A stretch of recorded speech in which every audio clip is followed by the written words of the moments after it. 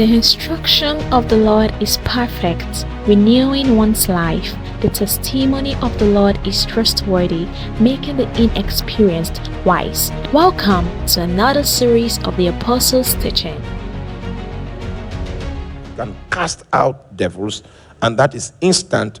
But you see, you cast down strongholds because it took time and convincing to build. Satan will bring theories. Then you will accept his theories. Then he puts a block there. He will bring postulations. Then you accept his postulations. Then he puts another block there. Then he will bring hypothesis. Then you accept his hypothesis. Then he puts another block there. He will also bring philosophies, and you accept his philosophies. He puts another block there. Before you know it, that's how you think. That's your vista. That's your window. That's your outlet through which you view the world. The walls that Satan has built in your space. And it doesn't matter how much favor, how much blessing God causes to collocate around you, your life will be regulated by these strange invincible walls that Satan has built in your mind. We will need to explore them so that we can attack them. So I made a list of a few strongholds that we will need to deal with, and the extent to which we are bound by these strongholds is relative. The first is fear. Fear is yielding to the reality of the possibility of danger instead of trusting God. Yielding to the reality of the possibility of danger instead of trusting in God. Fear is a spirit. The moment the spirit of fear begins to advance its course in the mind of a man, he begins to accommodate the possibility of danger. That's what fear does. And I've seen so many people that have been bound by fear. Someone got admission, got scholarship, 100% scholarship to go study in the United States of America. He's an excellent student, and he got this scholarship to go study in the United States. Then a strange fear came upon him. The fear could not be understood. The fear could not be explained. And on the account of that fear, he forfeited that admission. And after the whole process of the admission had shut down and closed, the fear left him. And he has been telling the tale of his regret ever since. The second identifiable, very common stronghold that has taken over so many people and is a result for disfavor is anger. A strong emotion that you feel when someone has behaved in an unfair, cruel, or unacceptable way towards you. It's a response using the tools of the flesh. The other day we saw a young man that was angry at the world, not because anything happened to him. He wakes up in the morning angry. Not because there was anyone that behaved in an unfair manner, not because there was anyone that behaved in a cruel manner. And when we were trying to help the young man, we were able to, during the counseling session, we were able to connect him to the fact that that was how angry his father was. And what he was experiencing was an inheritance, a transfer of a stronghold. There was a demon that was regulating him using the stronghold of anger. And it doesn't matter where he is, very intelligent. He can be in the midst of an interview, he's looking for a job, and then he gets angry right before the panel. The panel knows that this guy has the intellectual property that is needed to prosecute the job that is being advertised, but because of this anger, he falls out of favor again and again and again.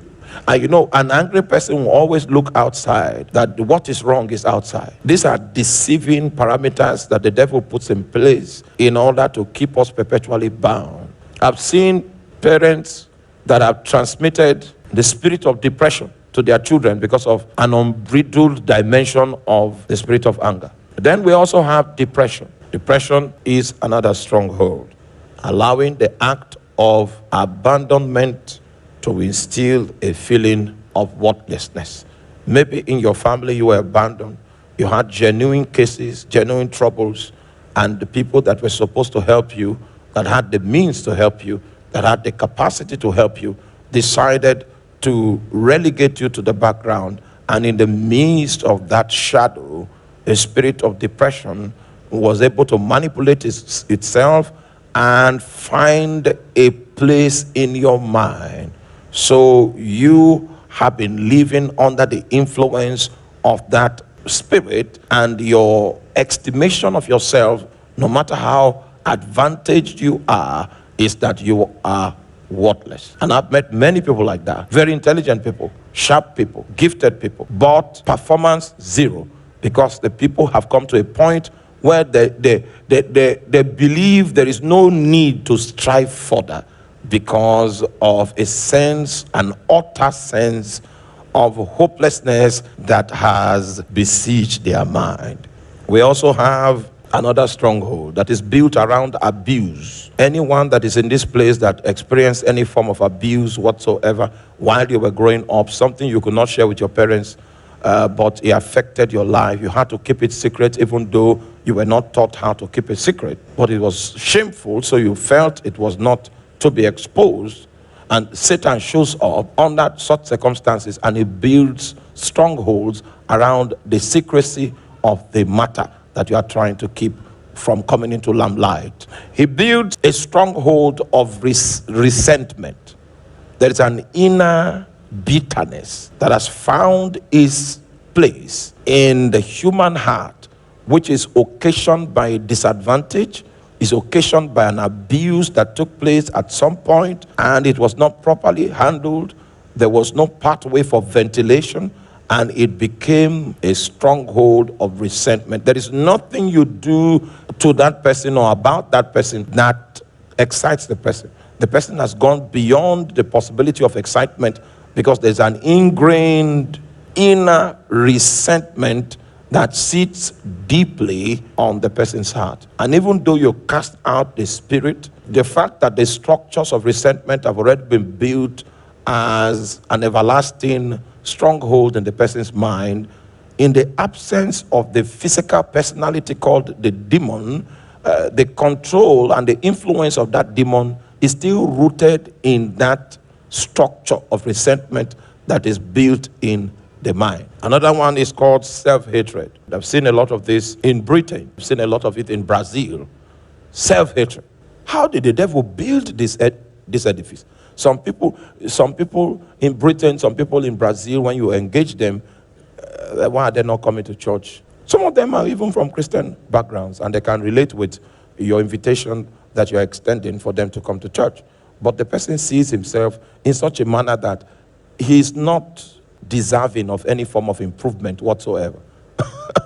My God, you are not deserving of any form of improvement. And then there is a very strong argument. You begin to see the psychology and the philosophy behind the stronghold that Satan has built to contain them. The list is not exhaustive whatsoever, but it's just an attempt to make you understand the kind of strongholds that the devil builds. And it gives you so many reasons why it is legitimate for you to think from that standpoint. That thinking becomes your pattern, it becomes your eye view, it becomes the way you see the world, and there's little you can do as long as you are contained therein. The instruction of the Lord is perfect, renewing one's life. The testimony of the Lord is trustworthy, making the inexperienced wise. Welcome to another series of the Apostles' Teaching.